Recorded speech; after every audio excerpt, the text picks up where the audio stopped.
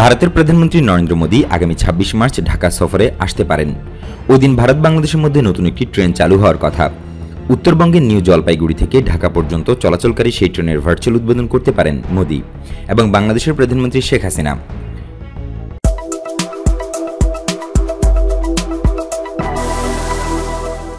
এরপর দিন ২৭ মার্চ গোপালগঞ্জের টুঙ্গিপাড়ায় বঙ্গবন্ধু শেখ মুজিবুর রহমানের বাড়িতে যাওয়ার কথা ভারতীয় প্রধানমন্ত্রীর।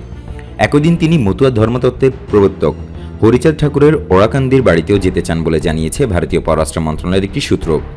জানা যায়, বাংলাদেশের স্বাধীনতার ৫০ বছর পূর্তি উপলক্ষে ঢাকা সফরে আসতে পারেন নরেন্দ্র মোদী। এ বিষয়ে চূড়ান্ত সিদ্ধান্ত হওয়ার কথা ৪ মার্চ।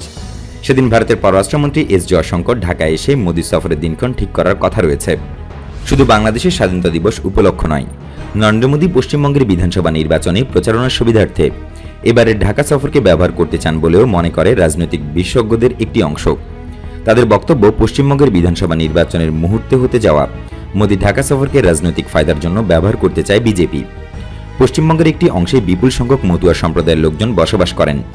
উত্তর ২৪ পরগনা, নদিয়ার মতো জায়গাগুলোতে মতুয়াদের ভোট ব্যাংক অনেক বড় ফ্যাক্টর।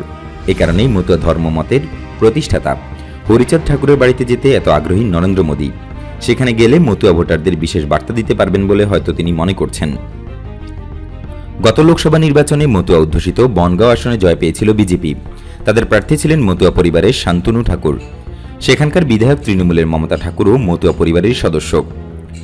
ভারতের জাতীয় নাগরিকপঞ্জি বা এনআরসি এবং নাগরিকত্ব সংশোধনী আইন বা সিএএ নিয়ে কথা শুরু হলে মতুয়াদের মধ্যে বিজেপি বিরোধী হাওয়া তৈরি হয়েছিল বলে মনে করা হয়। তাদের আপত্তির কারণ, বনগাঁয়ে বিজেপির সভাও বাতিল হয়েছিল।